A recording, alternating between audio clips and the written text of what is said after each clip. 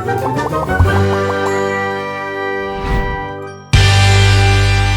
Stories की दुनिया। Uncle aunty की लव स्टोरी।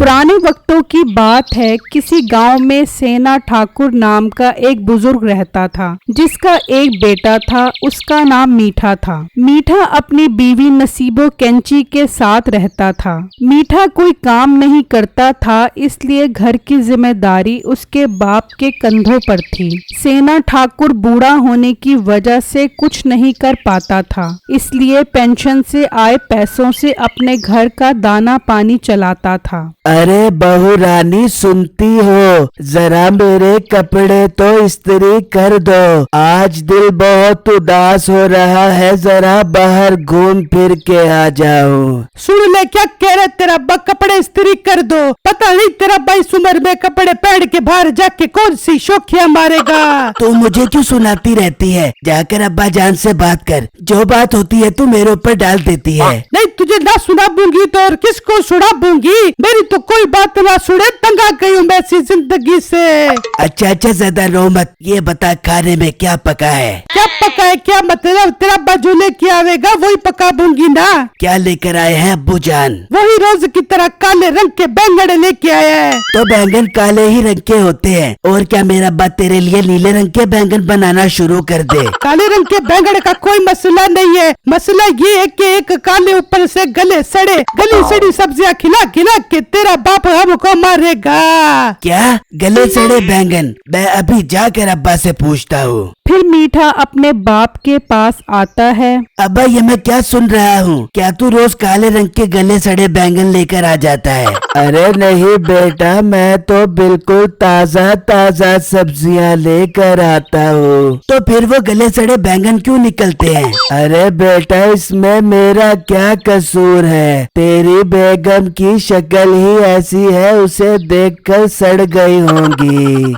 नहीं अब्बा, तेरी इस बात से तो मैं इत्तेफाक करता हूँ, लेकिन तू रोज रोज हमें ये काले रंग के गले सड़े बैंगन न खिला। रोज रोज ये बैंगन खा के हम बैंगन बन जाएंगे। अरे मीठे बगैरत के बच्चे, ये तुम दोनों मेरी क्या बुराइयां कर रहे हो? इतनी बुराइयां करनी थी तो मुझसे शादी क्यों की? ऐसे ही मैं कबारी मर जाती। अरे बेगम, नाराज क्यों होती है? हम तो तेरे हुस्न की तारीफें कर रहे थे। नहीं, जितनी तारीफें तू कर रहा था मुझे सब पता है। आज शाम को मैं अपनी चच्ची को बुलाती हूँ, वो करेगी तुम दोनों को ठीक। और बाबा जी, आज से बड़े कपड़े तू खुद इस्त्री करियो, मेरे को ना कहियो। फिर शाम में नसीबो कैंची की चच्ची रेशमा आ जाती है, तो नसीबो कैंची उसे सब बातें बता देती है। हाय बेटा, तेरा सुसर इतना तेज है, तूने मुझे पहले क्यों नहीं बताया कि तेरे साथ इतना जुल्म हो रहा है? बस चच्ची, तुझे क्या पता मैं कितनी सब्र वाली लड़की हूँ। अरे बेटा, तू कोई खुदा का खौफ कर, अपने आप को लड़की तो मत कर। अच्छी खासी पक्की उम्र की हो गई है तू। अब तू भी मुझे बर्तन से मारेगी? जा तू मिल जा, उनके साथ मिल कर मेरी बुराइयां कर।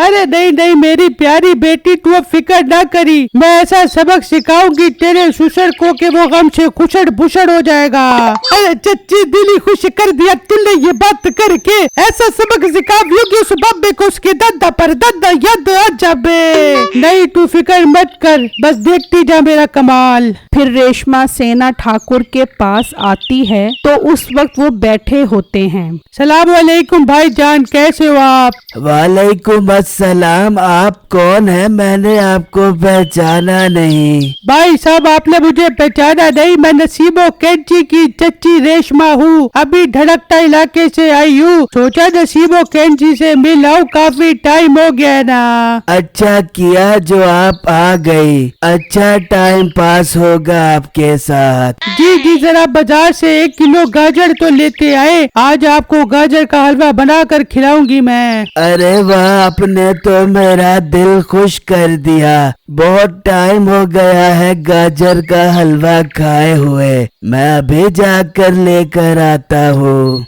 फिर सेना ठाकुर गाजर लेने चला जाता है तो रेशमा कहती है, ले आ बाबे ओ गाजर का हलवा ले आओ, आज आपको ऐसा गाजर का हलवा बना कर खिलाऊंगी, बाथरूम में बैठा रहेगा। उसी गांव में बिट्टू नाम का एक लड़का परचून के साथ साथ सब्जी भी बेचता था। अंकल आप देख लो, इतना टाइम हो गया है, आपने अभी तक मेरे पैसे नहीं दिए उधार वाले। अरे बेटा तुम फिक्र क्यों करते हो, 1-2 दिन तक मेरी पेंशन आ जाएगी, फिर मैं तुम्हें पैसे दे दूंगा।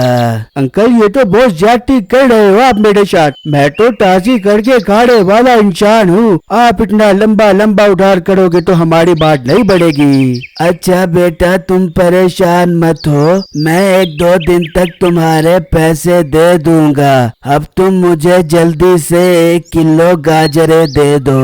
फिर बिट्टू सेना ठाकुर को 1 किलो गाजर देता है और वो गाजर लेकर घर आ जाता है। तो उस वक्त रेशमा नसीबो कैंची के साथ बैठी होती है। ये लो रेशमा जी गाजरे ले आया हूँ मैं, अब जरा मस्त करके गजरेला बना दो, तब तक मैं नहा कर आता हूँ। फिर सेना ठाकुर नहाने चला जाता है। सच्ची मैंने तुझे उसकी तबीयत ठीक करने के लिए बुलाया है, उसकी खिदमत करने के लिए नहीं बुलाया।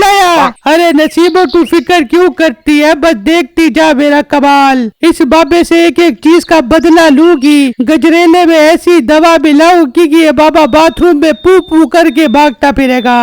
अरे वाह चच्ची क्या कमाल की चाल चली है, मजा ही आ गया। फिर रेशमा किचन में गजरेला बनाने चली जाती है और उसमें पेट खराब करने वाली दवा डाल देती है और गजरेला लेकर सेना ठाकुर के पास आती है। अरे वाह क्या कमाल की खुशबू आ रही है गजरेले की, आज तो गजरेला खाकर मजा आ जाएगा। फिर सेना ठाकुर गजरेले की प्लेट ले लेता है और कहता है, रेशमा जी जरा मेरे कपड़े तो इस्त्री कर दो आप। अच्छा आप गजरेला खाए, मैं भी आपका सूट इस्त्री करके आती हूँ। फिर रेशमा उसके कपड़े इस्त्री करती है और उसका सूट जानबूझकर जला देती है। वहाँ गजरेला खाकर सेना ठाकुर के पेट में बहुत दर्द होता है।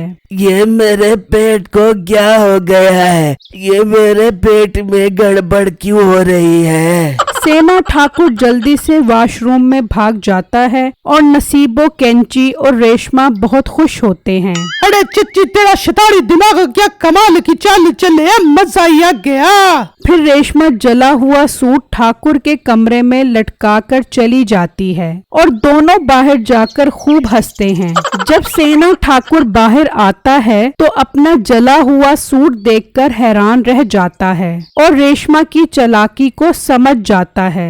ये नसीबो कैंची की चाची का ही सब कुछ किया धरा हुआ है, ये दोनों मुझे चैन से जिंदगी गुजारने नहीं देंगे। सेना ठाकुर गुस्से में घर से बाहर निकल आता है और जब वो बिट्टू की दुकान पर पहुंचता है तो बिट्टू कहता है, अंकल आप इतने परेशान क्यों लग रहे हो। फिर वो बिट्टू को सारी बातें बताता है। अरे अंकल इसमें परेशान होने वाली क्या बात है, मैं एक मशवरा दूं आपको मस्त किस्म का। बेटा कैसा मशवरा। फिर बिट्टू उसे सारी बातें समझा देता है और फिर वो एक गुलाब का फूल लेकर घर पहुंचता है। रेशमा जी आई लव यू, मुझे तुमसे प्यार हो गया है, हमको हमी से जुड़ा लो, दिल में कहीं तुम छुपा लो, हम अकेले हो न जाए,